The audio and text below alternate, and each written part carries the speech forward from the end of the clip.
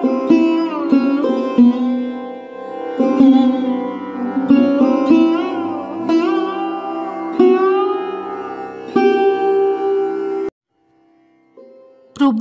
বেদরূপ প্রাণা মাতাজির প্রবন্ধ মানব কল্যাণে স্বামীজির স্বচ্ছ পরিকল্পনা থেকে নির্বাচিত অংশ, পত্রিকার 25তম বর্ষ, পঞ্চম সংখ্যা।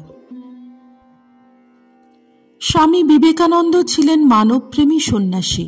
জাতি, ধর্ম, দেশ, কাল নির্বিশেষে সমস্ত মানুষের প্রতি সহানুভূতি, করুণা, ভালোবাসারই আর এক নাম মানবপ্রেম। যুগে যুগে এই পৃথিবী মানবপ্রেমী মহামানবের পাদস্পর্শে ধন্য হয়েছে। বিবেকানন্দের অনন্যতা এখানেই যে তাঁর অদ্বৈত অনুভূতি সঞ্জাত মানবপ্রেম নিছক আবেগ অনুভূতিতেই সীমাবদ্ধ না থেকে একটি সাকার রূপ ধারণ করেছিল।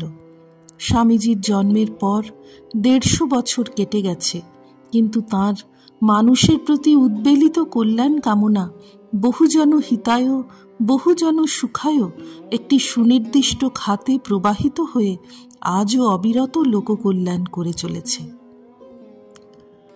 তাঁর স্বল্প আয়ুষ্কালে পৃথিবীকে তিনি যে মহাসম্পদটি দিয়ে গেছেন তা হল একটি পরদুঃখ কাতর হৃদয়ে। স্বামীজির সমগ্র কর্মজীবনকে নিয়মিত করেছে একটি লক্ষ্য, মানুষের সর্বাঙ্গীন কল্যাণ সাধন, জাগতিক এবং আধ্যাত্মিক।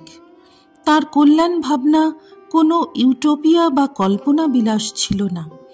এই দূরদর্শী যুগনায়কের স্বচ্ছ মুক্ত উদার চিন্তা আমাদের চমকিত করে।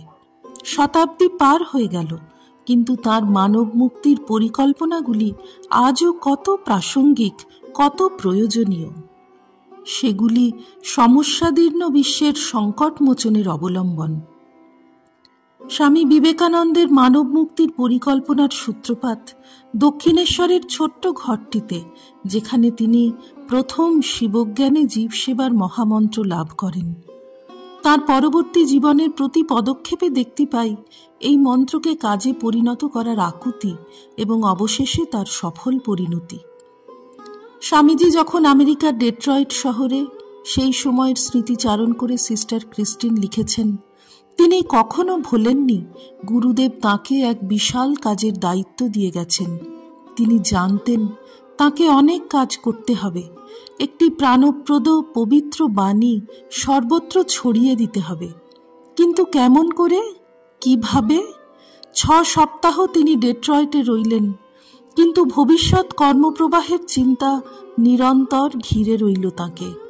মাঝে মধ্যে 2-1টি বক্তৃতা তিনি দিলেন বটে, কিন্তু মন নিমগ্ন বহুজন হিতায় সেই কর্মযজ্ঞের ধ্যানে। স্বামীজির মানব কল্যাণ ব্রতের সূচনা হয় ভারতবর্ষকে কেন্দ্র করে। সমুদ্র হিমাচল ভারতকে সাক্ষাৎ প্রত্যক্ষ করার ফলে ভারতবাসীর সমস্যাই সর্বপ্রথম তাঁর হৃদয় স্পর্শ করে। তাই তাঁর পরিকল্পনাগুলিও প্রধানত ভারত কেন্দ্রিক। যদিও তাঁকে আমরা বলতে শুনেছি যে তাঁর কাছে ভারতবর্ষই বা কি, আমেরিকাই বা কি।